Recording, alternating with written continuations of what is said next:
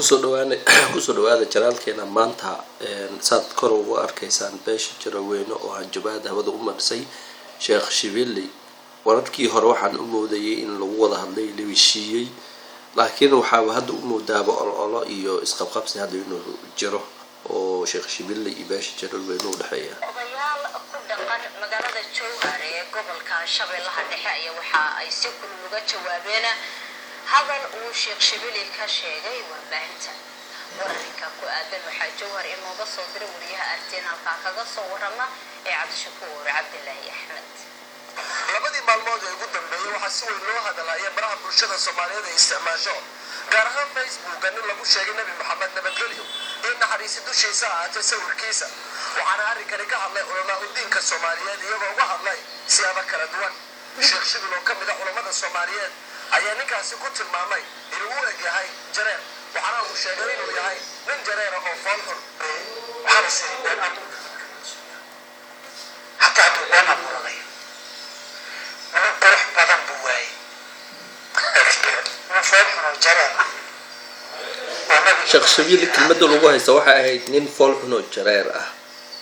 macnaha waa sheekh nin culamo ah. kelmaddaas jareer muxuu ku garay sababta lagu haysto ilaa iyo hadda inaba aan loogu harin Jaraweyne inta badan ay ugu kacsan tahay waxay tahay kelmaddaas oo meediyaha idaacadaha gashay aan marna hakan oo cara dhalisay. Sheekh Shibili iyo beesha Jaraweyne ilaa ay hadda wax ay kala qaateen kala xaaleen malaha. dagaalku weli wuu socdaa, wax kala hakadayna ma jiro. Sheekh Shibili waa loo dhaarsan yahay, kolba ma aqaan siduu ku galgaban doonaa si jirta. ninka dariiq kale ma aqaan waxaa kale la yaab leh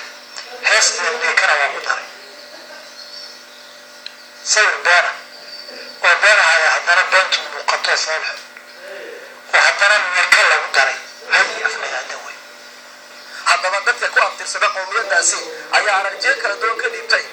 waxaana ay ku eedeeyeen sheekha inuu ku xadgudbay qowmiyadaasi. Sheekh Shibili wuxuu ka mid yahay culimada waaweynka dhowr goor ayuu khalad galay.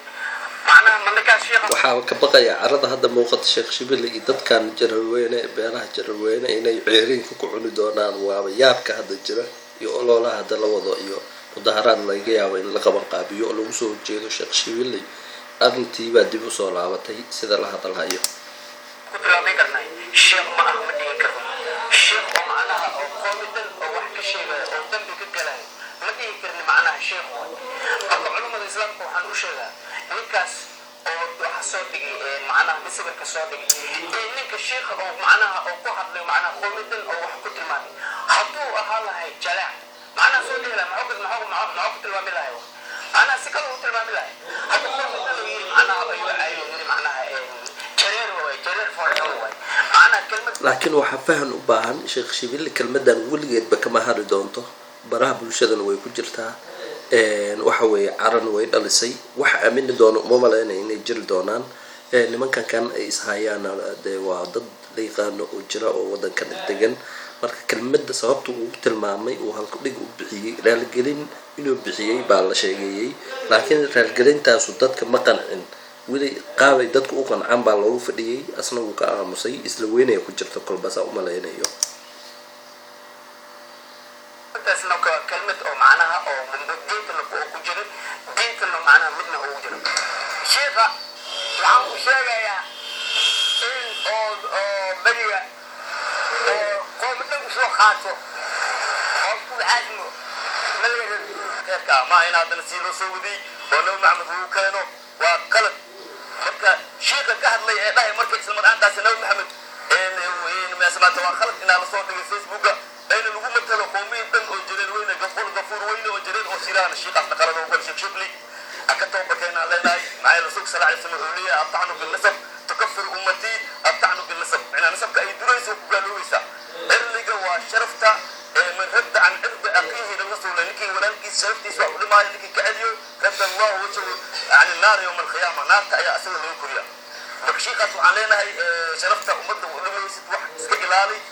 من أنه محمد أو مثله تكفر وين جريد بس مثله ما أهان مثله مثله ما يسوي إن سيراج يكشفني إلهي من آدمك وحواي لقد خلقنا الإنسان في أحسن التقويم من الإلهي وعنك أوري سويت هناك سجد الآدم نفسك أوري وانت ما شو بكاني عرفنا إنه macnaha gafurweyne waaye sababtay ku dhacday ee ninkaasna lagu matala nabiga dadkaas kuma talmaas waa intaas waa qarshi shiblu caleena taas akaraa laga leeyo ummadaas halka toobakayna waa gafay qofbaa wuxuu yidhi sawirka nabi maxamed waa kan calayhi salaatu wasalaam ana maxamed ka been sheegay markaasuu sheekhi wuxuu dhahay sawirkaas waa nin macnaha oo waa nin jariir ah oo foolxun ayuu yidhi sheekha macnaha hadduu macna qowmiyadda uu kacsan yahay ma aha inuu qowmiyadda caayo waxaan leeyahay haddaad sheekha tahay waxaa loo baahan yahay in ummad nabi maxamed calayhi salaatu wasalaam runta inaad u sheegto aad waxyaalaha oo xun aad ka celiso waxyaalaha oo macna wanaagsan aad u farto maaha in qowmiyad dhan oo maanta soomaali joogto مثل صومالي كون إن عن أفلام يدرسوا ولا كفي عيه. صوماليا يا واحد كم تهاي دلالك مسلمين تهاي الدنيا اللي قلت لي بكيد ويهين بقول كيف بقول مسلمين وأنا اللي كان صايف بحياة ويابو أنا اللي مو أركي جرين وده هذلك إن صوماليا تاسو اللي دكوا دين تنا إسلام كا. sheekh Shibili oo fadeexad weyn ka qabsatay arrinkan oo caayda jireen iyo kelmadaas uu caayay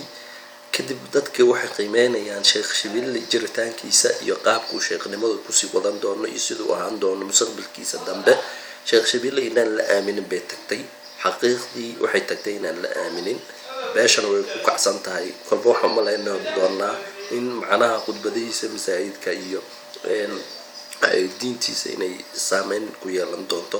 sheekh Shibili hadaba ilaa ay hadda beesha sida hadda ay sheegayso kama hayso wadashiis dhaba waliba si soo dad soo dirayo oo nidaamka lagu isticmaalayo nidaamka la adeegsanayo ayuu dad diiray